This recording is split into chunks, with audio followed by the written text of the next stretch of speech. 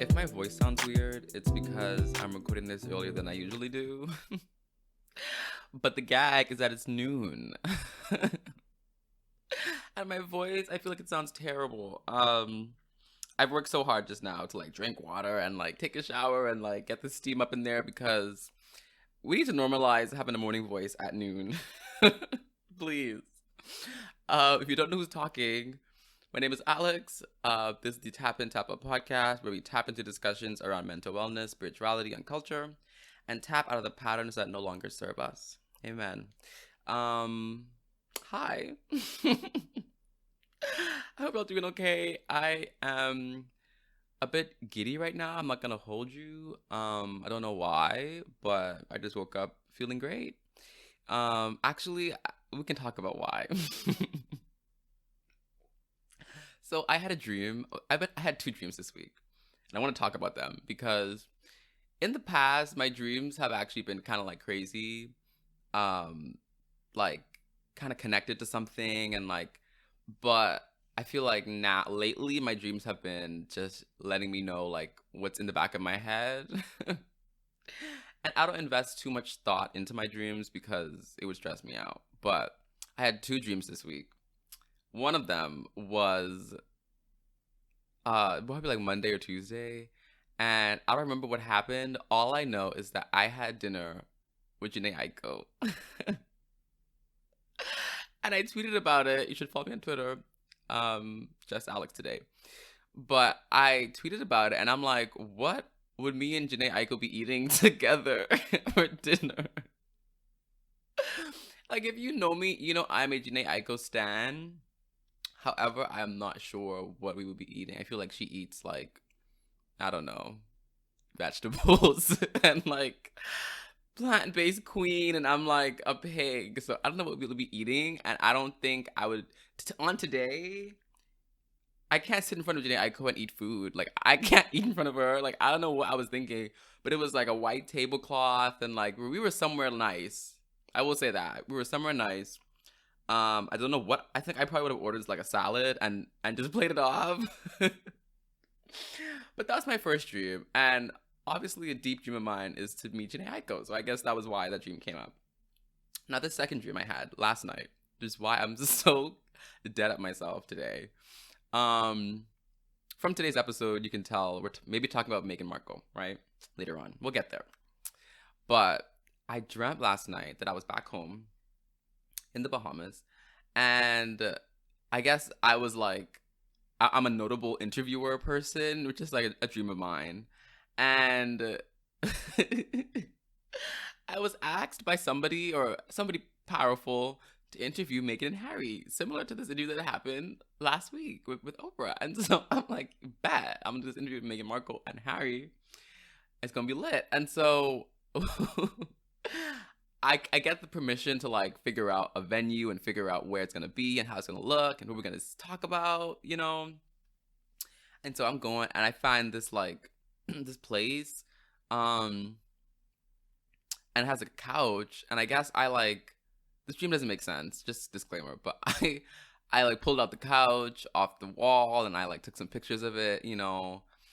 And I guess I went back the next day to the venue and the couch was gone, and I was like, where's the couch? It was like it was red and white. I don't know why this is even relevant. This is not relevant to anything.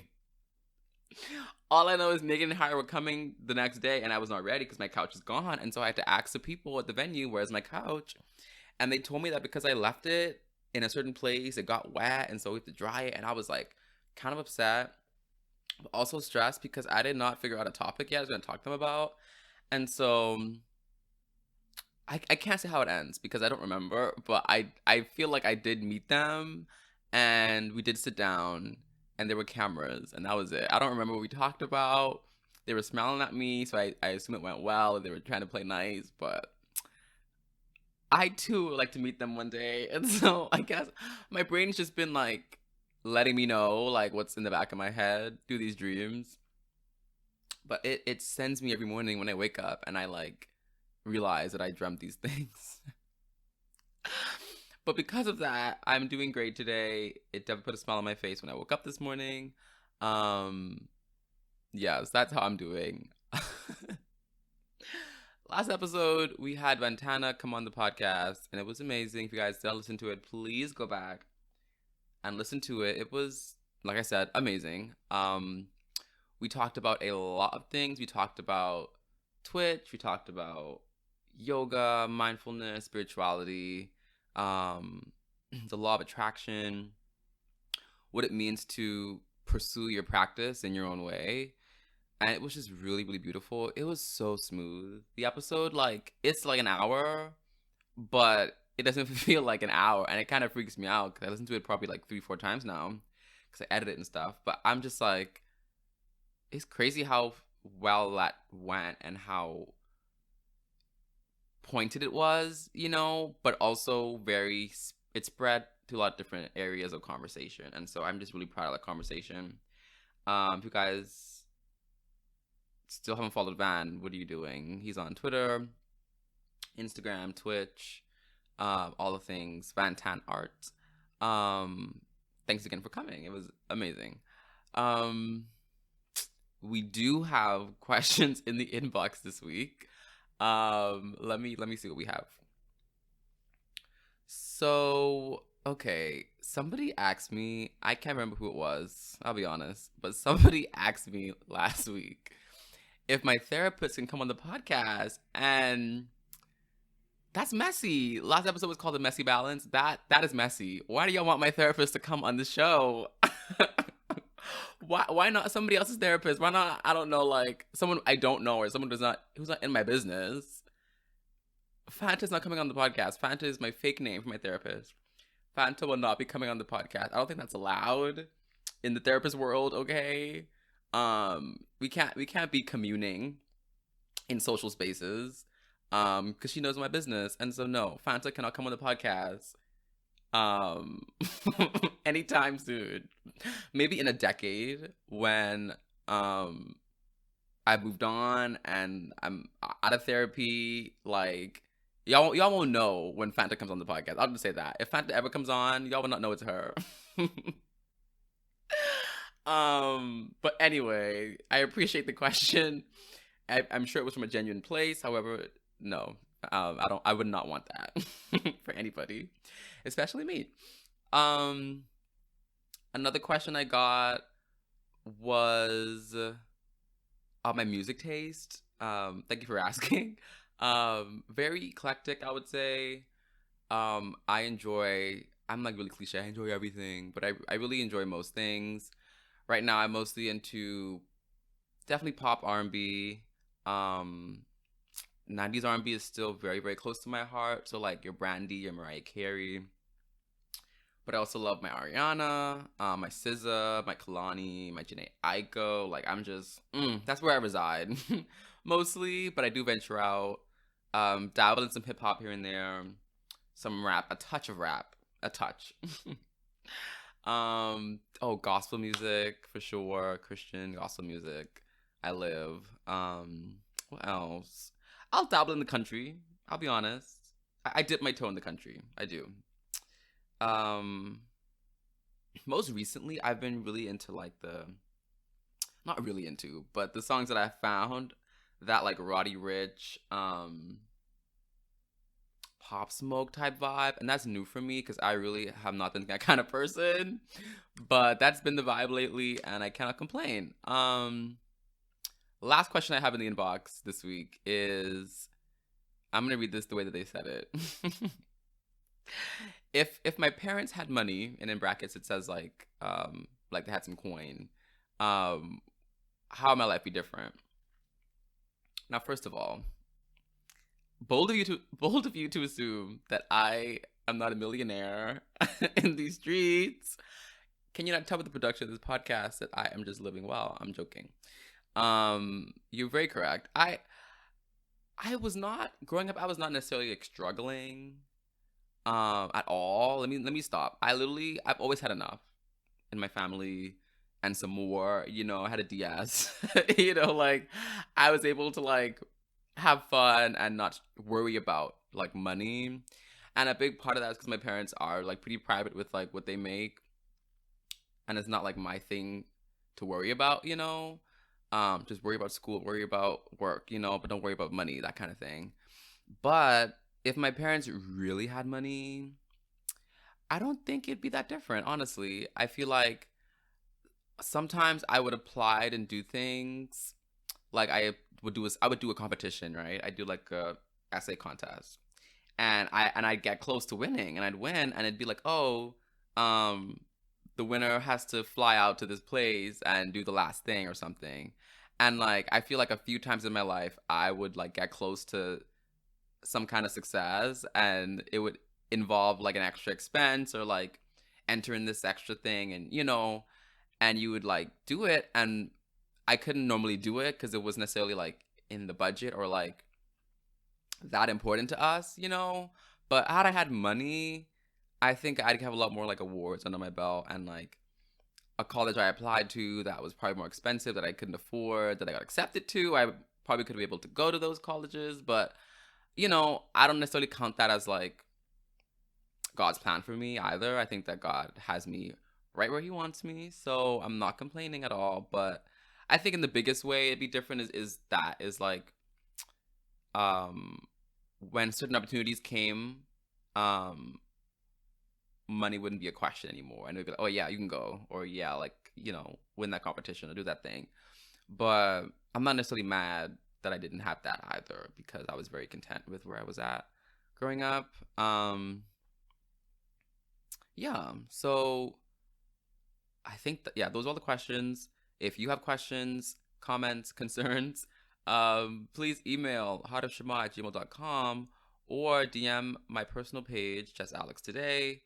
Every Wednesday or Thursday, I try to post like a Q&A poll on my story. So if you want to wait for that, you can do that. Once again, I am not a licensed professional, but I can tell you what I would do. So with that, we will move on to the tap-in this week. This week is a solo episode. I am doing a little culture recap of the few things that I've been watching and ingesting lately. So get your blankets, get your tea. Actually, no, because I'm bringing the tea. I am so corny today. Okay, I'm gonna take a quick break, and then we're gonna dig into this tap-in for the week.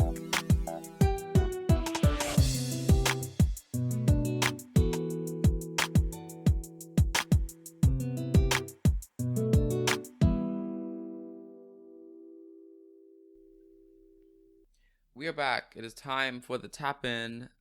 This week we're having a culture catch-up conversation. There are 3 things on the docket today to cover.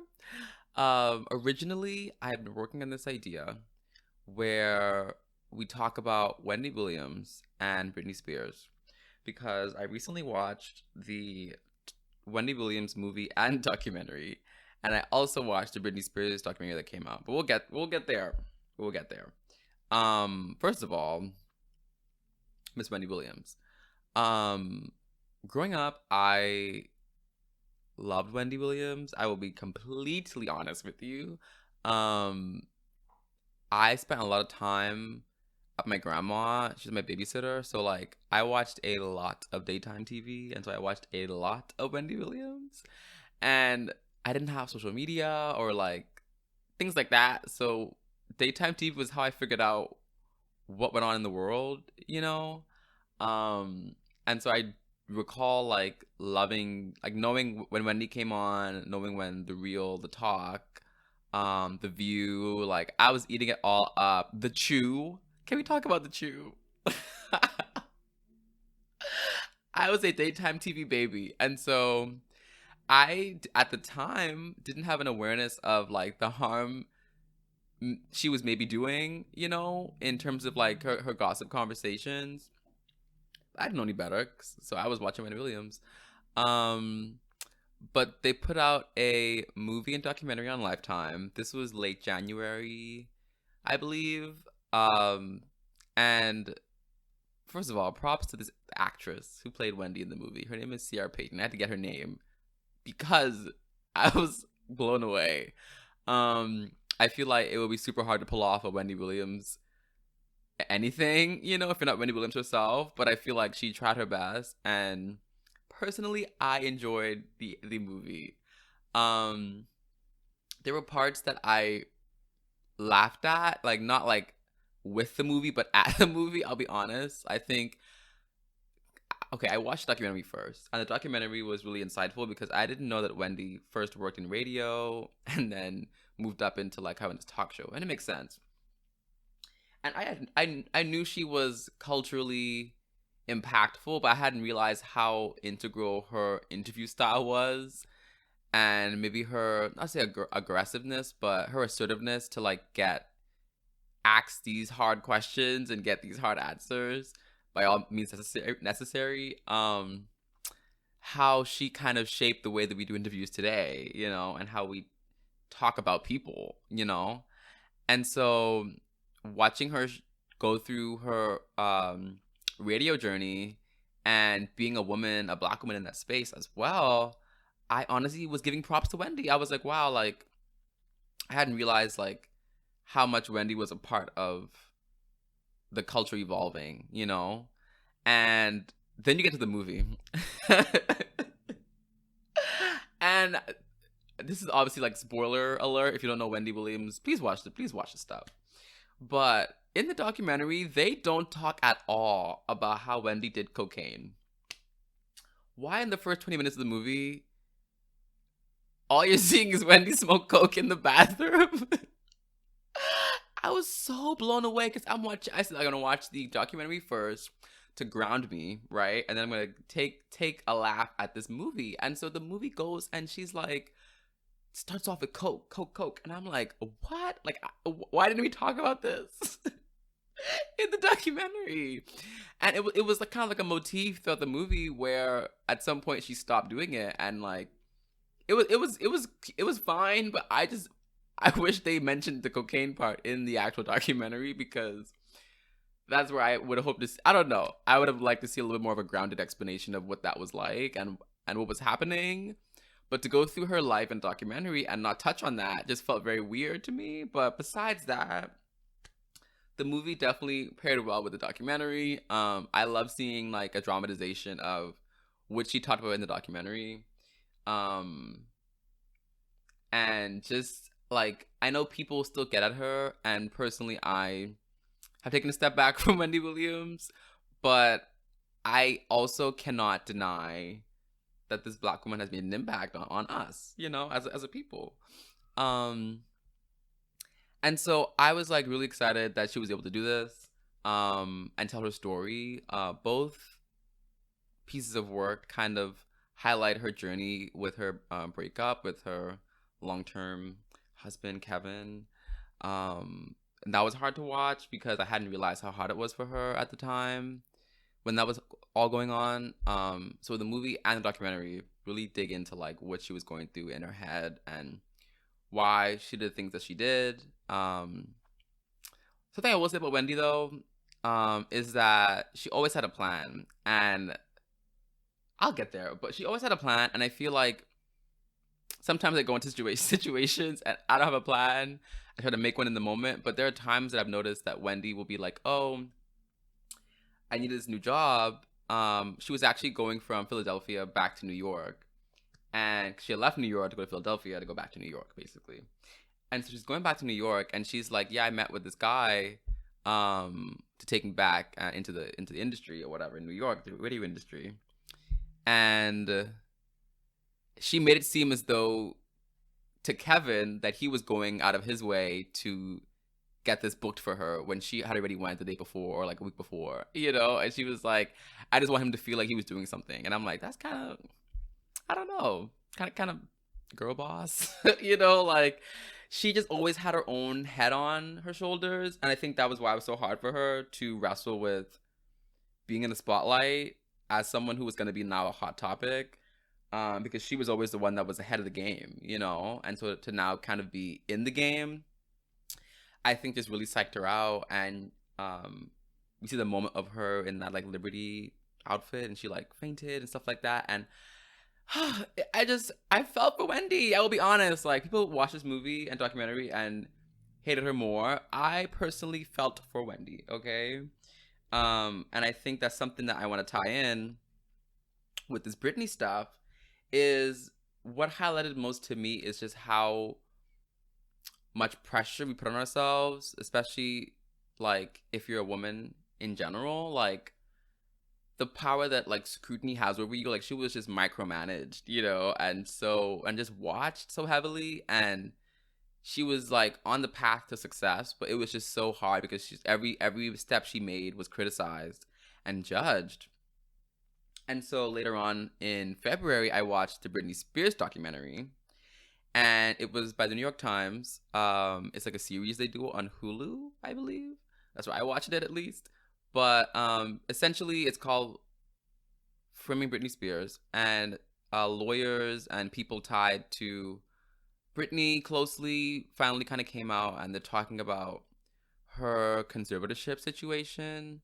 If you're not sure what that is, basically, it's usually for people who are not able to make decisions for themselves. Maybe they're older, maybe they're like mentally ill, like something's going on where they cannot make their own decisions.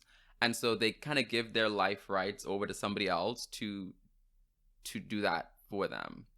And so Britney Spears is under a conservatorship with her father, who she doesn't want to be in charge anymore, or maybe ever. We don't know. But the documentary kind of just gives a good recap of what happened, like how did she start and where is she now. And I didn't realize how much I liked Britney until I listened to some songs, some albums by her, and I'm like, Alex, you low key were like little Britney boy, and I'm not ashamed to say that. And I always like the songs that weren't that popular by her, but I listened to some and I'm like, Alex, you would play this every day, and you can't deny it. So between Britney Spears and Wendy Williams, I was having this talk in my head about just the effects of scrutiny and pressure, and how like I mentioned this last episode actually, but I grew up with a mentality that I am living in everybody else's world, you know? And that was really damaging to me because I was just so caught up in how people told me to behave and told me to act and what was right and what was wrong, that I wasn't living, you know? And I still struggle with that. But I feel like when you look at on a microscope, or as a case study, this Britney Spears and Wendy Williams stuff, the thread for me is just like people put under pressure and quote unquote acting out, you know, or not making the right choices. And I don't think we give enough credence or give enough light to how those reactions or how those actions came to be. Because Britney Spears has been ridiculed online for years because of the things that she's done in the media to like paparazzi and things like that. And it's like, we don't think about what happened to get there, you know? We don't talk about it enough. We just talk about what they did, you know? And especially at a time for them where mental health and things like that weren't being talked about, or we were still learning about the right language to use. It was just, or they were crazy, or they acted out, or they lost it, you know? But I feel like we won't go back and reconcile those things with these women and their stories, and that makes me sad. And so I was gonna talk about these two things, but at this point it was probably like, it's like March now, and I'm like, oh, it's too late, like it's kind of already gone. But this Meghan Markle interview came out, and I'm like, this is literally what I was thinking about in terms of what's been going on with Wendy Williams and Britney Spears. So if you guys have not watched this interview with Meghan and Prince Harry, you have to go watch it. It's an hour and 20 minutes maybe. I think there's even more. I haven't watched the like extra clips, but Oprah, she did her thing, and the memes are funny. But growing up, I always had a fascination with the royal family. Not enough that I was like deep in the history of it, honestly. Just the idea of being a royal was always something that made me feel good. I think just like desiring an ease in life and an abundance and not worrying about, I don't know, like not stressing. For me, being a royal just meant we weren't stressing. You just were able to exist and be safe because you exist in this family. And a fun fact, I used to have this dream of like a goal, honestly, of being knighted by the queen. I don't know why. I cannot tell you why. I don't know what that even means anymore. But as a kid, I wanted to find any way I could. I was like, I would sit down and be like, Alex, how can you be knighted? Like, what can you do? What can you make? What can you accomplish that will make you be knighted by the queen? And so, as of recently, obviously that dream is now dead because yeah. If you guys didn't know, also the Bahamas used to be a British colony, so that's a lot of our like architecture and historical um dates and just the way our like government structured is just weaved into the UK and just the royals. And so I've always been just kind of tied to that culture. And so yeah, so you get to Meghan Markle, our first black princess, and I'm like, I was dying. I loved the wedding, loved the dress, loved the choir. I ate it up. I ate it up. And she was the first mixed race, is Meghan Markle. She was the first mixed race person to enter the family, which is pretty big. His family is old, literally and figuratively. Before you ask me, I have not watched The Crown. Before you ask me, my mom has been telling me to watch it for months now, and I'm gonna get to it. It's not gonna be today or tomorrow, but I'm gonna get to it. I've not watched The Crown, but with this Meghan and Harry interview, it was just mind blowing to me because I'm gonna touch on a few things she talked about.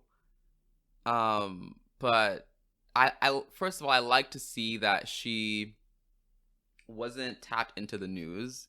I think Oprah mentioned Hurricane Megan as like something that's going on in the tabloids. She was like, I didn't even hear that, you know. And that's a word, because I think you don't have to be tapped into everything going on about you.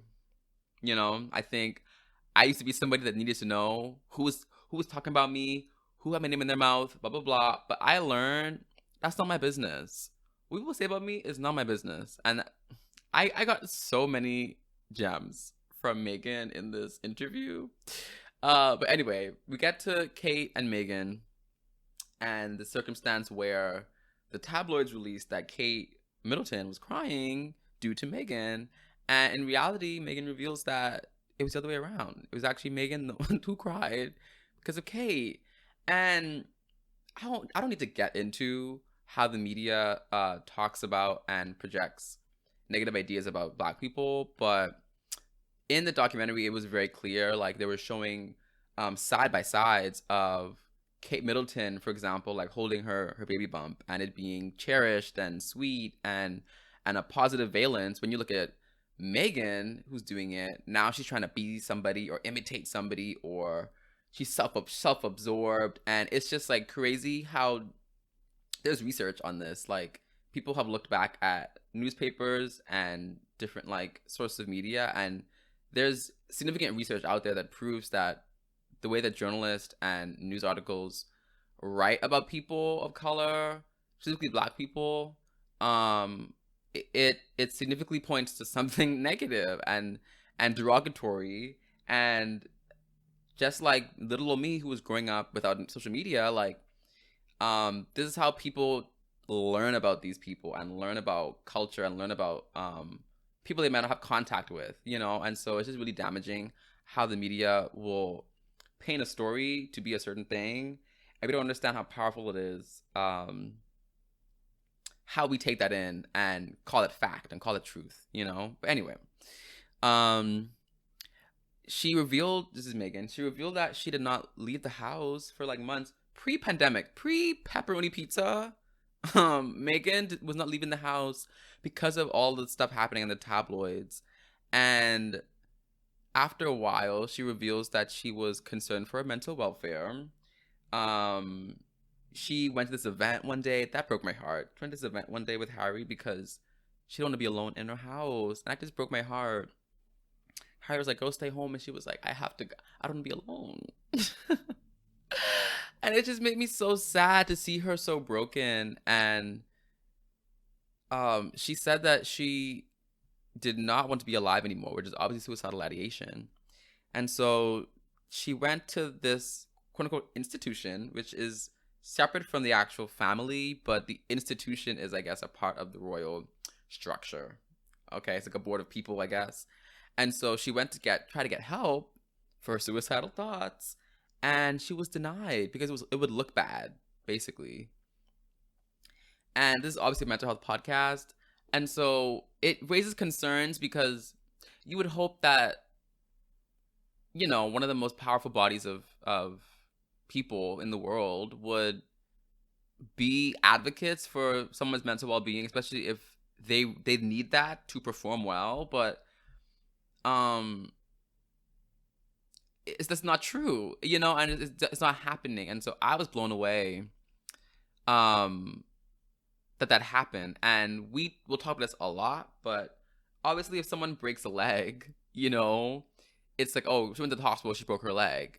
But if somebody has issues mentally, it's like a different story, you know? And I think a lot of work needs to be done, but it's stories like this that help push the narrative and push the stigma away, because you don't know what's going on in someone's life, you know? I would have thought that Meghan Markle has the best life ever. And she didn't, you know? And like, how does this tie back to us as like normal people, right? So with Wendy, with Britney, and with Meghan, like I said, like before, especially now with Meghan, we have situations where we only judge the reaction, we only judge what's coming out, but we don't give ourselves or give other people enough time and patience and grace to go back and see how these things started, how these things built up, you know? And I feel like with Meghan Markle, it's the same thing. Like, we judged her. We thought that she was being manipulative and she took Harry away and she breaking up the family. But in reality, like, they were just trying to survive, you know? And have her baby. I'm not even talk about the I'm not gonna talk about the the Archie of it all, because that's a whole different story. Not for today. But can you imagine? Anyway, we're not gonna talk about the Archie. We're not gonna talk about it today because I can't get over that still. But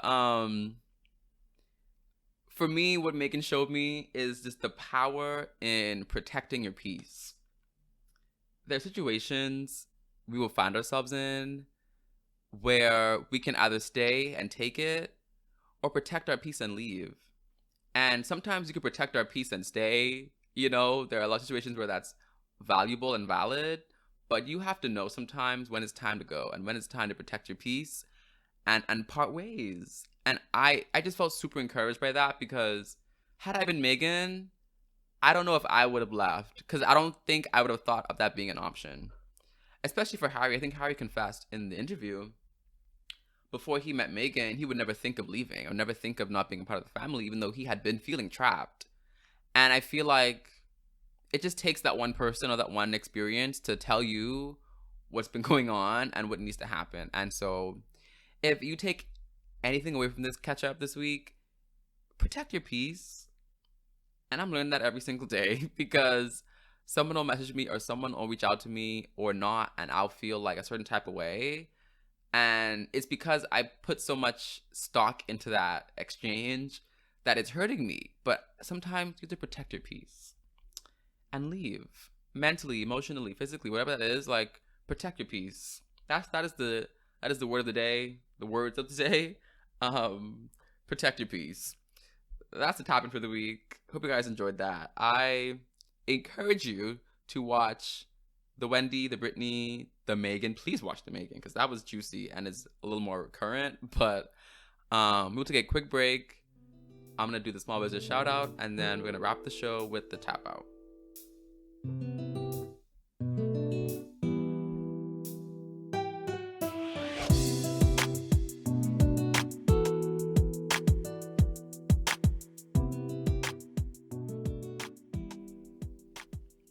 This is a small business shout out. This week we are talking about natural deodorant.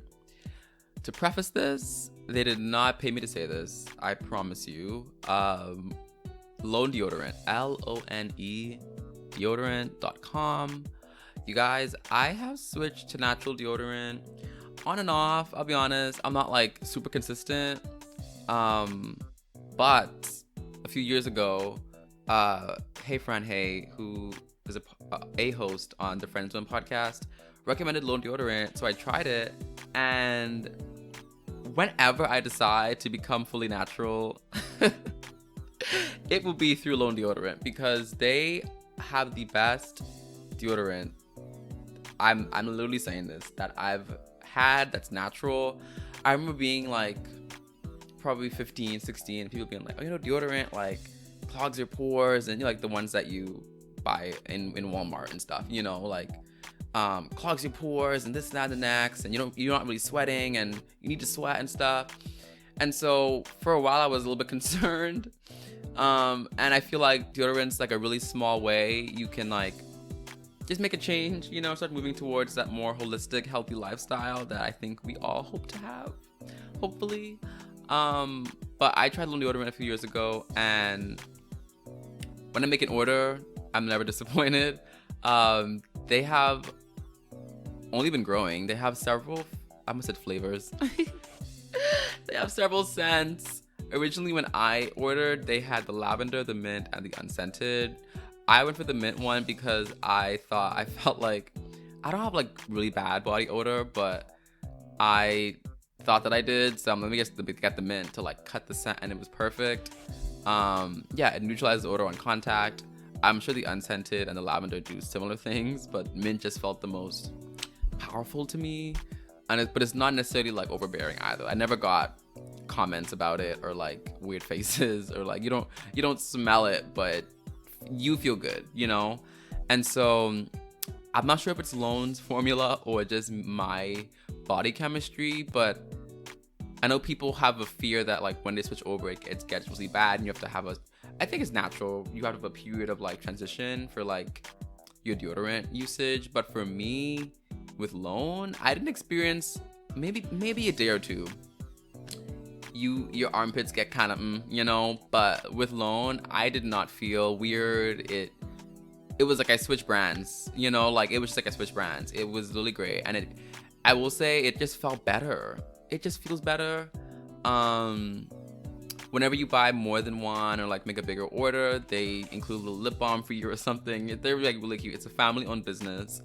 I think there's like eight kids, but there's like family-owned.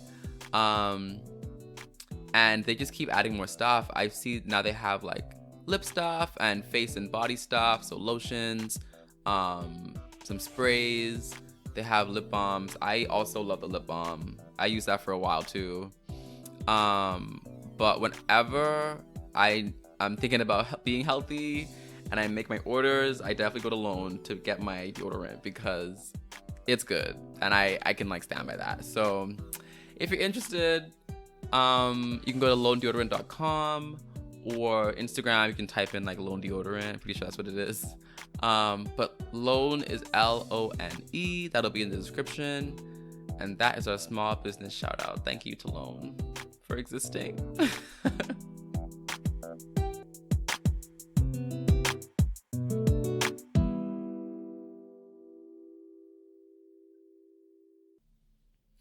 Okay, it is time for the top out. Thank you guys for listening this week.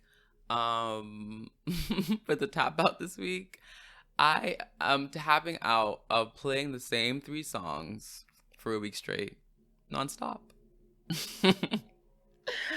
I feel psycho because I will find 3 new songs or 2 new songs and 1 old song, and literally anytime I want to play music, I'm playing those 3 songs for a week and a half straight. And it has to stop because it does not feel good after the 17th time of the day that I'm playing that song. And I just feel like, let me know if I'm not alone in this because I'm just so bad. I can see right now what the 3 songs are. Let me go find my phone. Right now, as in like this week, It's No More Parties by Cola Ray. There's a song called Count Me In by They featuring Kiana Lede. And then Just Fine by Mary J. Blige. So I pick like a mid-tempo song and then a high tempo and a chill song. Anytime I want to get up and start walking, I'm playing like the high tempo one. Anytime I finish an assignment, I want to chill, start dinner, I'm playing the chill one. And so I just need to do better at diversifying my listening throughout the week because it doesn't feel healthy. Let me know if you guys relate to this. I just cannot stop. Like, I feel like I miss out on so many old songs because by the time that it hits 7 days, I'm on to the next 3 songs I'm gonna play for the next 7 days nonstop. And so that's my tap out this week. Hope you guys enjoyed the episode. Let me pull up this these end titles. End segment notes. Okay. Follow me on social media. Just Alex Today on Twitter and Instagram. heartofshema@gmail.com. That is where you can send in your questions, your comments, concerns. If you have a small business you want to promote for free, please email me and let me know that. Yes, please rate and review on Apple Podcasts. It will help a lot. Get us on the charts. 5 stars. Please do it. Even if you're like a Spotify person or an Anchor person, if you just go out of your way to Apple Podcasts and rate it, I would love you forever. So thank you in advance. You can find this podcast on Spotify, Apple Podcasts, my YouTube channel, Anchor, Google Podcasts, literally all the places. Have a great week. Have a great month. I will see you next week, hopefully, for a new episode of Tap In, Tap Out.